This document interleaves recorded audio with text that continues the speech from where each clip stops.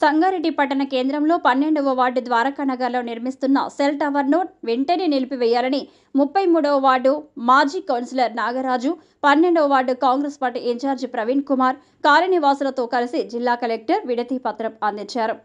ఈ సందర్భంగా వారు మాట్లాడుతూ ద్వారకానగర్లో కాలనీవాసుల అనుమతులు లేకుండా సెల్ టవర్ను అక్రమంగా నిర్మాణాలు చేపడుతున్నారని, దీనిని వెంటనే నిలిపివేయాలని కోరారు. సెల్ టవర్ నిర్మాణం వలన ఇక్కడ ప్రజలు తీవ్ర అనారోగ్య బారిన పడతారని, గతంలో సంబంధిత అధికారులకు వినతి పత్రం ఇచ్చినా వెంటనే సెల్ టవర్ నిర్మాణాలు ఆపివేయడం జరిగిందని, తిరిగి సెల్ టవర్ నిర్మాణాలు పనులు జరుగుతున్నాయని, దీనిని వెంటనే ఆపివేయాలని జిల్లా కలెక్టర్కు వినతి పత్రం ఇవ్వడం జరిగిందని, దీనికి జిల్లా కలెక్టర్ సానుకూలంగా స్పందించారు అని తెలిపారు.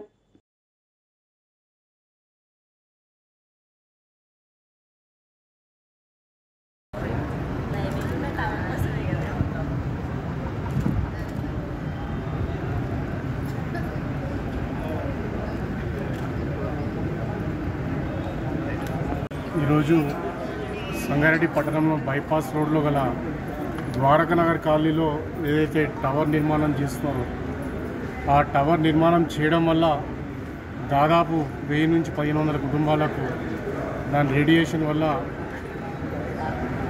అనేక రకమైన అనారోగ్య సమస్యలు తలెత్తాయి.